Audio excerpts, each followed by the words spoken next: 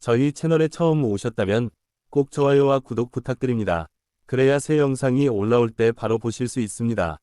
대한민국 공군은 1970년대 후반에 들어서면서 공군력의 현대화를 본격적으로 추진하였다.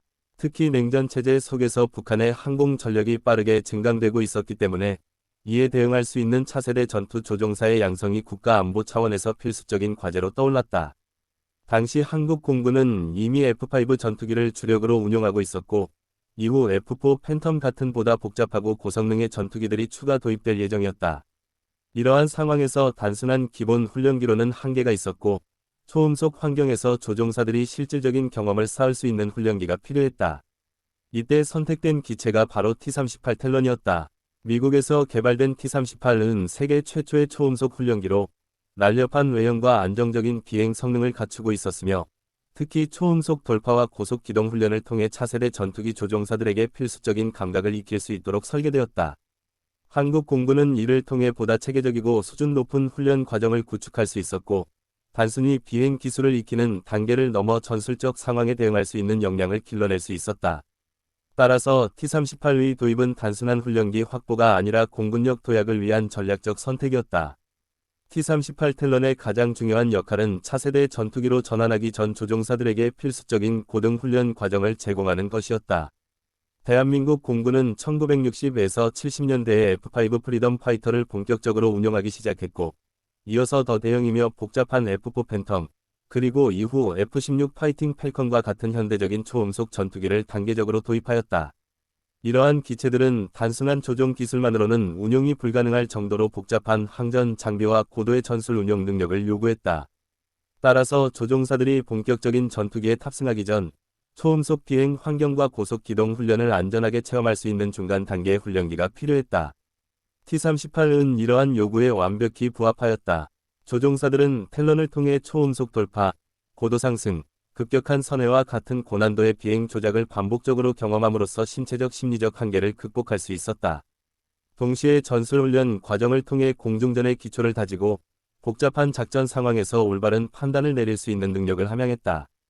결국 T-38에서의 훈련은 단순한 비행 교육을 넘어 한국 공군이 현대적 전투기 시대에 적응하기 위한 필수적 준비 단계로 자리 잡았다. T-38 텔런은 당시 세계 최초의 초음속 훈련기로 설계 단계부터 기존의 훈련기들과는 확연히 다른 특징을 가지고 있었다. 우선 기체는 매우 가볍게 제작되었으며 슬림한 동체와 날렵한 델타형 날개는 공기역학적으로 최적화되어 있었다.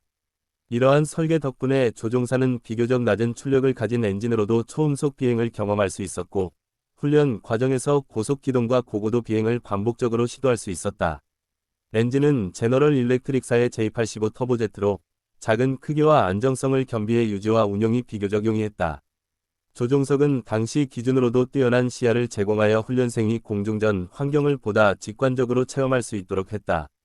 또한 이중 조종석 구조로 인해 교관과 훈련생이 동시에 탑승하여 실시간 지도가 가능했으며, 이를 통해 효과적인 교육이 이루어졌다. 기체 구조 자체가 단순하면서도 경고의 반복적인 훈련 비행에도 안정적인 성능을 유지할 수 있었다.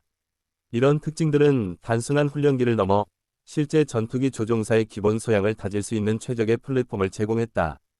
결국 T-38은 당시로서는 혁신적인 기술 집약체였으며 오늘날까지도 초음속 훈련기의 전형으로 평가받고 있다.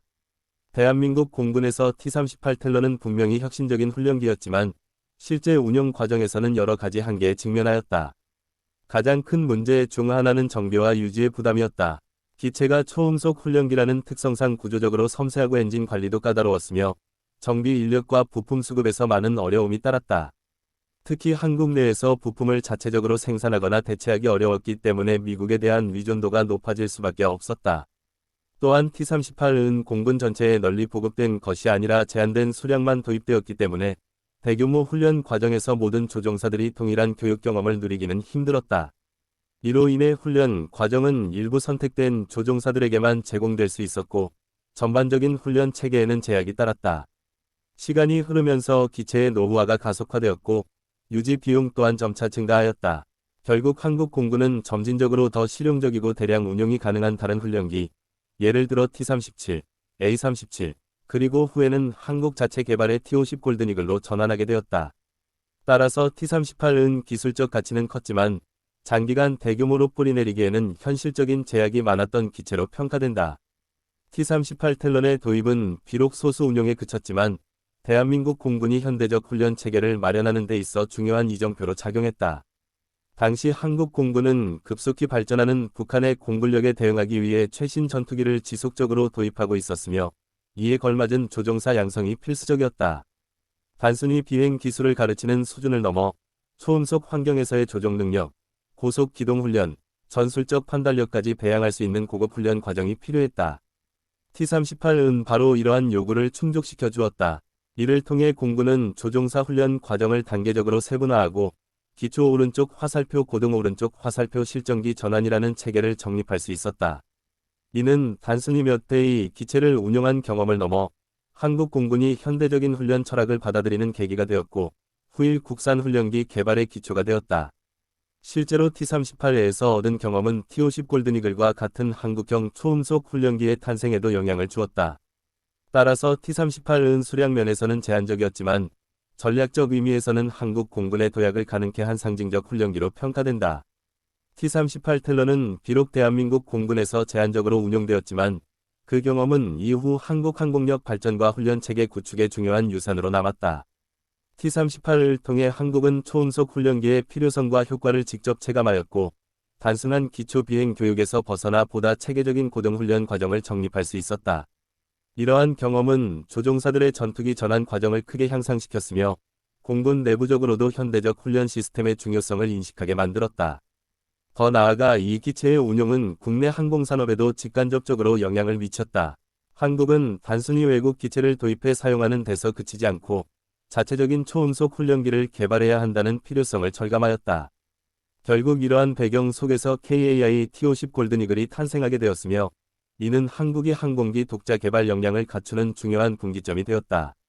T-38은 지금은 역사 속 기체로 자리 잡았지만 그 존재는 단순한 훈련기를 넘어 한국 항공력 자립의 출발점으로서 큰 의미를 가진다. 오늘날에도 T-38의 운용 경험은 한국 공군과 항공산업의 발전 과정을 설명할 때 빠질 수 없는 중요한 장면으로 평가된다.